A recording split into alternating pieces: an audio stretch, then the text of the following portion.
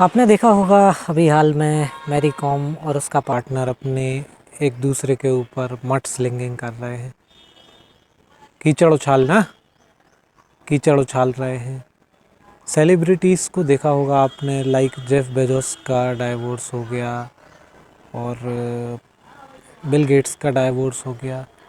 क्या कारण होता है आखिर इन मैरिजेस के टूट जाने का क्या कारण होता है? You will witness a pattern जहाँ पे इन पर्टिकुलर सेलिब्रिटीज़ में क्या होता है, this people do marriages early, जल्दी शादियाँ कर लेते हैं ये लोग before becoming success. Jeff Bezos ने भी शादी करने के पहले, शादी के टाइम पे वो उतना सक्सेसफुल नहीं था। सेम पैटर्न विथ मेरी com, same pattern with Bill Gates. होता क्या है, these early marriages happen when the real identity of a successful person hasn't formed yet। और उसके बाद क्या होता है, suddenly one person success blasts और हैपेंस एक्सपोनेंशियली। बहुत हाई लेवल पे सक्सेस पे पहुंच जाता है एक इंसान, और बल्कि दूसरा इंसान उतना हाई सक्सेसफुल नहीं हो पाता।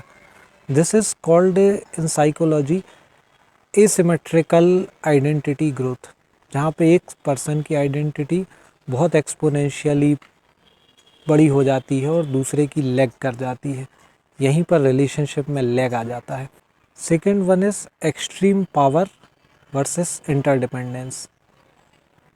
जहाँ पे सक्सेस होने के बाद एक इंसान को आप देखेंगे कि वो एक्सट्रीम पावर पे पहुँच गया है, जैसे बिल गेट्स, जैसे मैरी कॉम, जैसे Jeff Bezos. One person is tackling extreme power and the other one isn't much powerful yet।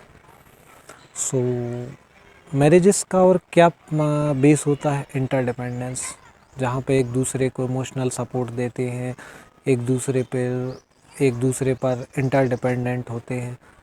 पर इतना सक्सेसफुल होने के बाद the one partner doesn't really needs the other partner on the much level।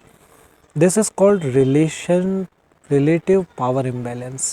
The next thing is witness fatigue। Witness fatigue मतलब एक जो person है, एक जो पार्टनर है, वो आपको दी अदर सक्सेसफुल पार्टनर को सक्सेसफुल होने के पहले से जानता है। तो वो कई बार याद दिलाता है, याद ना भी दिलाए तो उसे देखकर आपको अक्सर याद आ जाया करता है कि ये पर्सन मुझे पहले से जानता है। उसे देखकर आपको अक्सर अपनी पुरानी आइडेंटिटी याद आती है, और यही आपके फैटिग का, यही आपको परेशान करती है। इसे कहती है narrative identity conflict in the psychological language. अगला रीज़न है स्केर्सिटी वर्सेस एबंडेंस। पहले जब आप सक्सेसफुल नहीं हुए थे, आपके पास ऑप्शंस में स्केर्सिटी थी, ऑप्शंस आपके पास लिमिटेड थे। बट जब आप सक्सेसफुल हो गए तो आपके पास एबंडेंस आ गई, पार्टनर्स की। ऑप्शंस बहुत ज़्यादा आ गए। एक ये कारण बनता है कि आपको आपका पुराना पार्टनर देख कर लॉस फील होता है, आपको लगता है कि यार गलत किया मैंने, जल्दी शादी कर ली। The next one is focus shift. पहले जहां आपका मैरिजेस में सेफ्टी होती है, सपोर्ट पे फोकस होता है, सर्वाइवल पे सपोर्ट होता है, but later on your focus shift on self actualization. खुद पे फोकस हो जाता है कि what is the meaning of my life, मैं कौन हूँ, क्या चाहता हूँ, कहाँ पर हूँ, इस पर शिफ्ट हो जाता है। तो लेटर हाफ में आपका शिफ्ट आपकी मैरिजेस से हटके, when you become extreme powerful, you become the center of your focus।